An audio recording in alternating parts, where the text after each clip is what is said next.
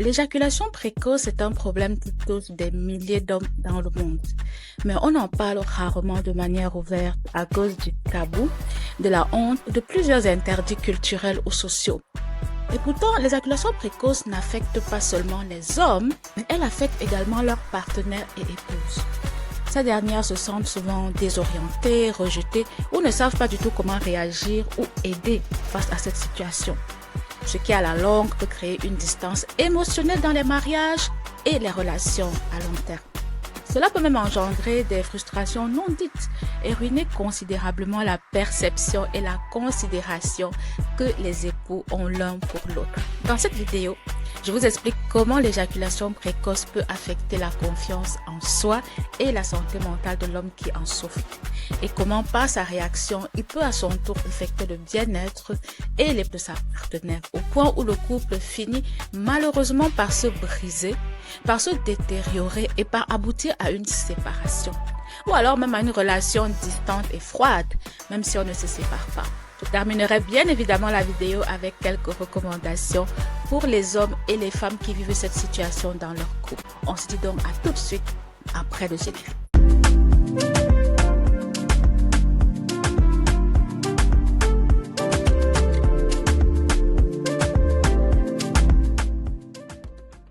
Bonjour à tous et bienvenue sur Mental Science, la chaîne YouTube qui vous parle de santé mentale et d'éducation culturelle. Selon plusieurs études, l'éjaculation précoce est le trouble sexuel le plus courant et le plus répandu chez les hommes, affectant ainsi de 30 à 50% de la population masculine interrogée dans pas mal de recherches. Elle a un effet psychosocial important qui entraîne une mauvaise qualité de vie pour les deux partenaires. La satisfaction conjugale étant faible, le niveau de détresse personnelle sera élevé et les difficultés conjugales seront parfois beaucoup plus fréquentes que dans les autres couples. Il faut savoir que les hommes souffrant d'éjaculation précoce ressentent souvent de la honte et de l'embarras, avec des sentiments d'infériorité, d'insatisfaction et d'incapacité à satisfaire leur partenaire, ce qui augmente justement le risque de dépression et d'anxiété lors des relations intimes. L'éjaculation précoce est également associée à de l'anxiété et à une pratique sexuelle limitée. L'homme en question peut ainsi par évitement réduire le plus possible les situations où il va se retrouver confronté à ce qu'il considère comme étant un échec. Vous aurez par exemple des partenaires qui vont se convaincre ou essayer de vous convaincre que les relations sexuelles ne les intéressent pas vraiment, justement pour justifier à vos yeux leur comportement d'évitement, qui pourtant cache parfois une stratégie de fuite par peur de se sentir humilié. L'homme en question peut ainsi réduire le plus possible les situations où il va se retrouver confronté à ce qu'il considère comme étant un échec.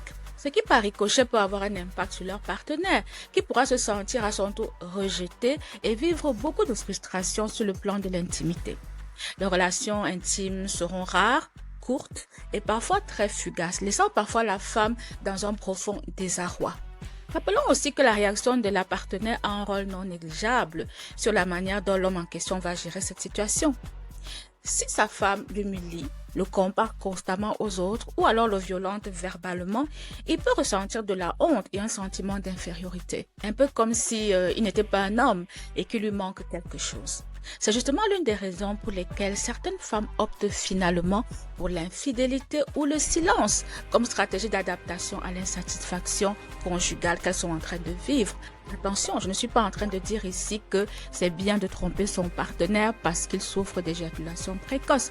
Ce que je dis, c'est que dans certains couples, vous allez voir qu'il y a des femmes, au lieu de parler de la situation, de discuter avec leur conjoint, elles vont préférer aller voir ailleurs. Ce qui, bien évidemment, ne constitue pas une solution qui aide à préserver l'harmonie et la stabilité de leur couple.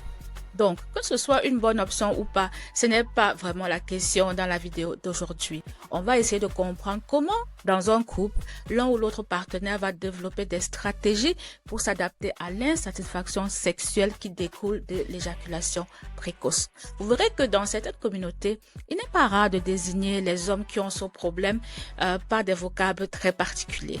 On va dire, mais voilà, tu es un homme faible, tu es impuissant, tu n'es même pas un homme. Donc voilà, et c'est des paroles qui vont faire très mal. Cette stigmatisation peut donc contribuer au stress et à l'anxiété de l'homme en question, qui peut vivre dans la peur de voir ce qu'il considère comme étant une faiblesse dévoilée au grand jour, surtout s'il est une personne importante dans sa communauté. Dans ce cas-là, c'est encore plus une question d'honneur et de dignité pour lui, car il tient à son image et il ne voudrait pas que sa communauté ou les personnes pour lesquelles il compte aient une certaine perception de l'homme qu'il aurait voulu être. Maintenant, parlons un peu plus en détail de la détresse de la femme ou de la partenaire de l'homme qui souffre d'éjaculation précoce. Je parle ici de celle qui fait preuve de patience et d'empathie et qui ne sombre pas dans le jugement et le rejet de son partenaire. Comment sa détresse pourrait donc-elle se manifester? Bien évidemment, en fonction des femmes, il y a pas mal de variations. On va essayer de donner quelques exemples. Réaction numéro 1 qu'on pourra retrouver chez une femme qui a un partenaire souffrant d'éjaculation précoce, la résignation. Avec le temps, la femme va accepter la situation et s'y faire, même si elle n'est pas satisfaite et heureuse.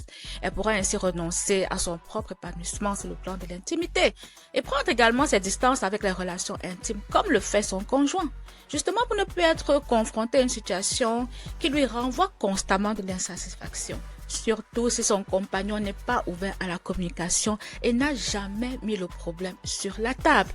On admet que ce n'est pas évident, mais le couple va souvent opter pour le déni et l'évitement, chacun de son côté. On aura donc deux personnes apparemment stables dans leur couple, mais insatisfaits sur le plan de l'intimité, et cela va parfois constituer un tabou. Monsieur n'en parle pas et madame n'en parle pas. Réaction numéro 2, l'inquiétude. Ici, la femme va nommer le problème. Elle va demander à son conjoint de trouver une solution afin d'améliorer leur vie conjugale. En fonction de la réceptivité de son mari, ils pourront ainsi faire les démarches pour rencontrer un médecin ou alors des spécialistes afin d'avoir un diagnostic et éventuellement de trouver des traitements ou des solutions qui peuvent leur convenir. Donc, contrairement à la première réaction, ici, on s'inquiète et puis on initie le dialogue pour trouver des solutions. Réaction numéro 3, les plaintes et la colère. Dans ce contexte, la femme va se plaindre constamment de la durée des relations sexuelles, du fait que la durée est beaucoup trop courte et que vraiment cela n'en vaut pas la peine. On pourra aussi avoir ce type de réaction quand le mari ou le conjoint ne veut pas accepter qu'il y a un problème et qu'il serait bénéfique pour lui et pour le couple de chercher des solutions. Il va donc continuer à faire les choses à sa façon, en mettant en place des solutions qu'il pense être meilleures ou efficaces, mais qui au fond sont davantage frustrantes pour sa compagne qui va progressivement s'éloigner de lui. Étant donné qu'il ne l'écoute pas et qu'il ne demande pas son avis, il part donc du principe qu'il sait ce qui est bon pour elle. Une attitude qui pourrait justement aboutir à des crises de colère et à du rejet de la part de sa compagne, qui ne se sent pas prise en compte, qui ne se sent pas écoutée. Quatrième et dernière réaction, l'humiliation. On a affaire ici à une femme qui refuse que son mari ou son conjoint ait des difficultés d'ordre sexuel. Et au lieu d'avoir de la bienveillance, elle le violente verbalement. Elle l'humilie à chaque fois qu'elle peut. Il s'agit des femmes qui vont jeter à la figure des paroles comme « tu n'es même pas un homme ». Tu es faible, tu es un impuissant, qu'est-ce que je fous avec toi? Elles vont blesser leur conjoint et le rabaisser au point où la relation conjugale va finir par disparaître. Elles feront parfois chambre à part et ne s'intéresseront même plus à leur mari. On retrouve aussi ici des femmes qui vont opter pour l'infidélité ou la séparation. Ce que le conjoint pourra vivre comme un double échec couplé à du rejet. Vous voyez donc qu'une femme peut avoir différentes réactions face à un conjoint qui souffre d'éjaculation précoce. Elle va donc gérer son insatisfaction et sa frustration en fonction de plusieurs paramètres. Maintenant, parlons du mari ou du conjoint qui est dans cette situation. Quelle est sa souffrance? Et à quel niveau cette souffrance va-t-elle résonner? De nouveau ici, je cite juste quelques exemples, sachant que chaque situation reste spécifique, comme je le dis toujours sur cette chaîne, et que nous pouvons observer d'importantes variations d'un homme à l'autre. Premier exemple de conséquences psychologiques chez un homme qui souffre d'éjaculation précoce, la peur de l'impuissance. J'ai peur d'être impuissant. J'ai fait quelques recherches sur le sujet et il s'avère que l'une des peurs sexuelles les plus courantes chez les hommes est la peur de l'impuissance. Ils en craignent tellement les conséquences qu'ils en viennent parfois à souffrir d'impuissance psychologique, voire biologique. La peur de ne pas pouvoir avoir d'érection est donc principalement due à l'anxiété. La plupart des cas d'impuissance étant dus au fait que l'homme pense trop à l'incapacité d'être performant au lit. Dans le cas de l'impuissance biologique par exemple, le problème peut parfois être traité par des médicaments. Cependant, l'impuissance psychogène ne peut être traitée que par le conseil et le réconfort d'un thérapeute ou d'un spécialiste ou encore d'une autre personne dans votre entourage qui pourra vous soutenir et vous accompagner. La compréhension et le soutien de l'épouse ou de la partenaire sont également très importants.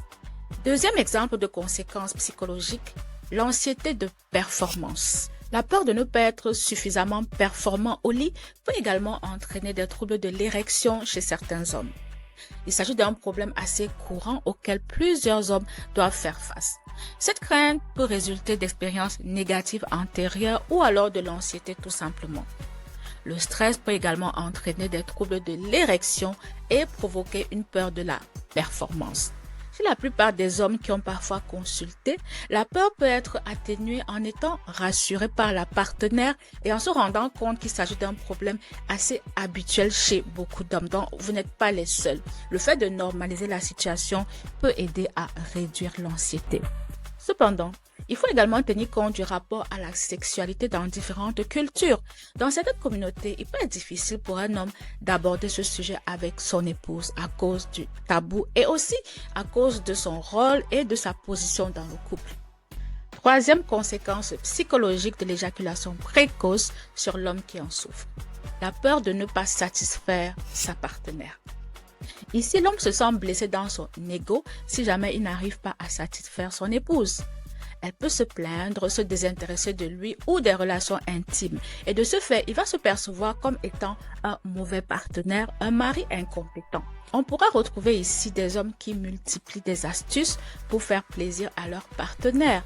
Ou alors des hommes qui, lors des relations intimes, sont uniquement focalisés sur la performance et non sur la connexion émotionnelle et le moment partagé avec leur partenaire. Ce qui, comme je l'expliquais plus haut, peut créer malheureusement une énorme frustration chez cette dernière parce que la relation intime, ce n'est pas une question de technique, ce n'est pas une question de performance. Quatrième exemple de conséquences psychologiques, la peur de ne pas pouvoir fonder une famille et donc la peur de ne pas pouvoir faire des enfants. Certains hommes qui souffrent d'éjaculation précoce et qui n'ont pas encore eu d'enfants peuvent penser qu'ils ne sont pas féconds, surtout s'ils ne consultent pas un médecin pour avoir des réponses à leurs questions et s'ils n'essayent pas de se faire évaluer sur le plan clinique. Ils pourront ainsi développer différentes pensées anxieuses et faire des généralisations qui n'ont vraiment pas lieu d'être. Ces hommes-là ne sont pas suffisamment informés sur la question et par honte, ils vont reculer le moment de se tourner vers des professionnels pour demander de l'aide et recevoir de l'aide. Ils vont tout garder pour eux et s'isoler avec leur souffrance. Cinquième et dernier exemple, la peur du rejet. Oui, un homme qui souffre d'éjaculation précoce cherchera souvent pour le camoufler parce qu'il a peur de la réaction de sa partenaire. Il pourra aussi avoir des relations multiples dans l'objectif de s'assurer si cette situation se reproduit avec différentes femmes ou alors s'il la vit uniquement avec une seule. Si un homme a été quitté ou trompé par sa femme à cause de cette situation, il peut le vivre comme un rejet cuisant. Il pourra alors se retirer des relations amoureuses de peur de revivre de nouveau du rejet s'il noue une nouvelle relation avec une nouvelle personne. Par contre, il y a des hommes qui, malgré tout, souhaitent quand même se remettre en couple et fonder une famille. Mais ils ont peur de rester célibataires parce qu'aucune femme ne les acceptera avec cette situation. On voit donc ici qu'un homme qui souffre d'éjaculation précoce peut vivre beaucoup de difficultés sur le plan relationnel et sur le plan de sa santé mentale. On a l'anxiété, la dépression, le stress, les réactions de fuite, d'évitement, d'isolement et même la perte de confiance en soi. Maintenant que nous avons parlé des implications de l'éjaculation précoce sur l'épanouissement du couple et sur chaque partenaire, nous allons terminer avec quelques recommandations. Étant donné que je ne suis ni médecin ni spécialiste en sexologie, la première chose que je vous suggérerais si vous êtes dans la situation est d'aller consulter un spécialiste dans le domaine. Un médecin saura comment vous orienter et vous dira si vous avez besoin de faire des examens médicaux. Il vous donnera un diagnostic. Sur le plan du vécu et du soutien émotionnel, par contre, je peux vous donner quelques conseils qui pourront contribuer à améliorer la communication dans votre couple ainsi que la perception que vous avez de vous-même. Ayez une communication transparente. Il est important que les deux partenaires parlent ouvertement et honnêtement de leurs sentiments, de leurs préoccupations et de leurs attentes. Ne gardez pas les choses pour vous. Le fait d'éviter le blâme ou la honte et de se concentrer sur la compréhension mutuelle peut énormément réduire l'anxiété et renforcer la confiance dans le couple. Discuter calmement du problème permet au couple de travailler en équipe pour relever le défi. Au lieu de s'énerver, de se fâcher, de s'insulter, non, ce n'est vraiment pas la bonne réaction. Essayez également de privilégier l'intimité plutôt que la performance. Ne vous concentrez plus uniquement sur les attentes basées sur est-ce que je vais être capable, combien de temps est-ce que ça va durer. Non, essayez de vous concentrer sur la connexion, la proximité et le plaisir partagé. La réaffirmation de l'intimité émotionnelle peut réduire la pression et rendre les rapports sexuels beaucoup moins anxiogènes. Pratiquez également la pleine conscience pendant l'intimité parce que cela peut vous aider à gérer l'anxiété et réduire l'urgence d'être performant. Donc, vous vous concentrez sur ce qui se passe ici et maintenant. Restez présent dans ce que vous êtes en train de vivre. Concentrez-vous sur vos sensations plutôt que de vous inquiéter tout le temps sur les résultats. Cela ne va pas vraiment aider. Envisagez également une aide professionnelle. Si le problème persiste, la consultation d'un thérapeute, en particulier d'un sexothérapeute ou d'un psychologue ou thérapeute spécialisé dans la santé sexuelle, pourra vous aider parce que cette personne pourra également fournir des stratégies et des outils sur mesure pour traiter les aspects psychologiques et émotionnels de votre situation. La thérapie peut également s'avérer utile si des problèmes sous-jacents tels que le stress, l'anxiété ou des problèmes relationnels contribuent à entretenir la situation dans votre relation. La patience et le soutien sont essentiels pour faire face aux difficultés sexuelles dans un couple. Il est important de faire preuve de bienveillance et d'empathie l'un envers l'autre tout au long du processus. On ne juge pas, on ne se moque pas. On ne stigmatise pas, on essaie de comprendre. Donc voilà pour ce que j'avais à dire aujourd'hui sur la question de l'éjaculation précoce et de la souffrance qu'elle peut entraîner dans le couple, que ce soit au niveau de l'homme qui en souffre, de sa partenaire et de la relation conjugale en général. Dites-moi ce que vous avez pensé de la vidéo, posez vos questions et faites des commentaires pour partager vos points de vue et connaissances sur le sujet. Tous les savoirs sont toujours les bienvenus sur cette chaîne. Je souhaite donc à toutes les personnes qui traversent cette situation de trouver des personnes compétentes pour les aider à aller mieux. Quant à moi, je vous dis à très bientôt sur Mental Science.